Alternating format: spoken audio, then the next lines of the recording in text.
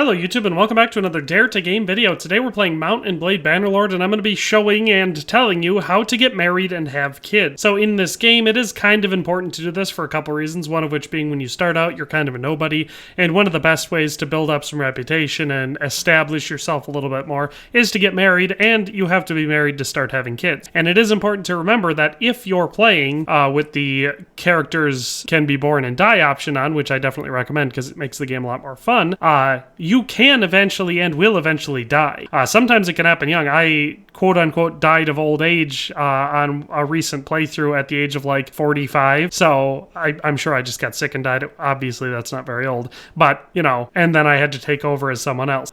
So it's great to have kids quickly in the game, and the earlier you start, especially if you get a young spouse, the more kids you can have, which helps you grow your clan and become more and more powerful a lot quicker. So before we get into the mechanics of actually getting married, here's a couple things to keep in mind. One of which being, I have not yet figured out how to have kids playing as a female character. I did it in my last playthrough where what actually happened was I started as a male character and my character died, and so then I took over as my wife, and she was still young, and so I got remarried, and then she ended up dying, so then I started as another female from the family and got married and was doing the same process that I would normally do, and I could never seem to get my character pregnant, so it was a weird situation. I'm not sure what's going on. If you've played as a female character and figured out how to have kids, let me know down in the comment section because I haven't figured that one out. But as a general rule, just going off of my experience, it seems to be a lot easier if you play as a male character and marry a female character to have children. So we're working under that assumption. It's important to pick a wife that is young, because the younger your wife is, the better the chance that you're actually going to have children.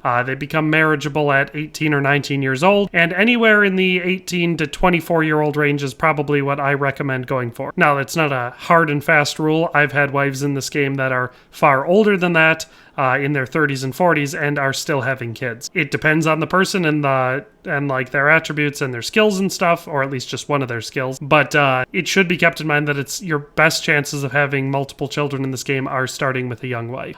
So beyond that, there are two skills, well, one skill for each person that you should focus on. So in your character screen under Charm, you have the virile stat, and so it says 30% more likely to have children. That's an important one to have. If you want to have kids, no matter what you're doing, what else you're doing, make sure you put this skill on your character. Then on the other hand, if you're able to find a spouse that also has the virile skill, that's when you can really crank out lots and lots of children. So that's something to keep in mind. At the very least, you want to have it, but if you can also find a spouse that has it, or get a spouse and upgrade your spouse to also have that one, that's the best case scenario for having maximum children. So for finding a spouse, there's multiple options. There's the anybody will do option, which is where you just start going into settlements and you go to the keep in each one and you look at the people up top and talk to them and see if they're married or not and try to woo them. That's the random approach. I prefer the roleplay approach, which is very specific. And so in the roleplay approach, you're going to choose them based on culture and standing. And so when I started this playthrough, I started as an Imperial with the intent of conquering the entire empire under one new empire. So that's my goal in this playthrough. So I figured the best goal to starting that would be to pick an Imperial spouse. And so what I did was went into the Kingdoms tree, and then I checked the Northern Empire first, clicking on their leader, and then going down to family and choosing their going, each leader for the empire had a daughter that was young, of age, and unmarried. And so I ended up marrying Lucan's daughter, which took a while because you have to get your reputation and everything up pretty high. But that's the one I went with. But basically, that's kind of the way that I recommend checking it out, is just clicking on the culture that you want to marry. If you, let's say you want to marry a Vlandian. And so I like to start with the leader's children, because if you can marry one of them, it feels the most prestigious. And you go down to family, so you see that he has 3 sons and a daughter. So if you're a woman, there's a lot more options for who to marry. Potentially, they might all be married. But his daughter Ellis is 27 years old, still young enough, I would say. Obviously, when the game started, she was in her early 20s, and then you just check and see if she's married, which she is not. She doesn't have a spouse. So then you just find her. She was at Talyval Castle today, and you can go start courting her.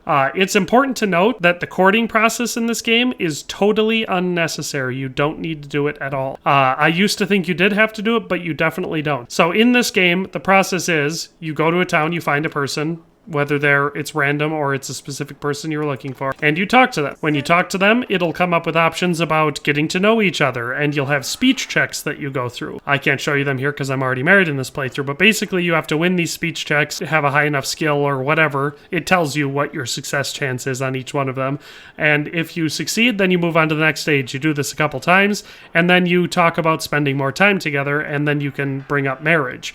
Then you have to pass more speech checks, and if you do all of that, and the person agrees to marry you, the final step is to get approval from the head of their clan. It's usually their father. Here's the thing. You can skip all of that other stuff, and you can, if your reputation is high enough and you've got enough stuff, especially money, you can go straight to the head of their household. So in this case, it was Lucan for me, and you can just... you go into, there's something I'd like to discuss. Well, here, I'll see if I can find someone to show you an example. So here's Emperor Garrios, the leader of the Western Empire. All right, so typically when you go into here, when you're talking to him, you say, there's something I'd like to discuss. And instead of the general trade one, you look for the one that says, I'd like to form an alliance of our families through marriage. And then if you're unmarried and they have someone who can be married, like their daughter or whatever, it will come up the option for, who do you want to marry? And you say, my own hand. And then it enters the negotiation screen, and then you can just pay your way into it. You know, if you've got enough horses and armor or weapons or dinar or whatever you might have that they might want to trade for it. And then once they agree on that, you just straight up get married. So I skip the little mini game entirely because I think it's annoying and time consuming. I just spend my time getting my reputation high enough and enough money so that I can just go straight to the horse's mouth and agree on the marriage from there. So that's how I recommend getting married in the game. And then once you've married the person, they will show up in one of your settlements if you have fiefs. Otherwise, you can go into your clan screen down here and it'll show them in your family members. And then you can click on them, and if you click this little button, you can recall them to your party, and wherever you are on the map, you just wait there, and they will come to you. Once they're in your party, you can either go with them to a town and just wait at the town with that person in your party, or if you have a fief, which is the way I like to do it, you go in here, you manage town, and you assign them to the fief, and then you just wait there. And all you have to do once you're married to this person is wait at the fief. I usually recommend, it'll say down here if the person got pregnant, but I'll wait in like 10-day chunks, and if they don't have one, I'll save and reload and do it again, and eventually they will get pregnant. And then you just leave them at that town, and a season or two later, I think it's 2 seasons later, they will give birth to a kid. Then you go back to that town and do the process again. Wait another 10 days, and if they get pregnant in that time, great. And if not, save and reload and then do it again. If you do that process, you can see I'm in autumn 17th of 1088, so not crazy far into the game.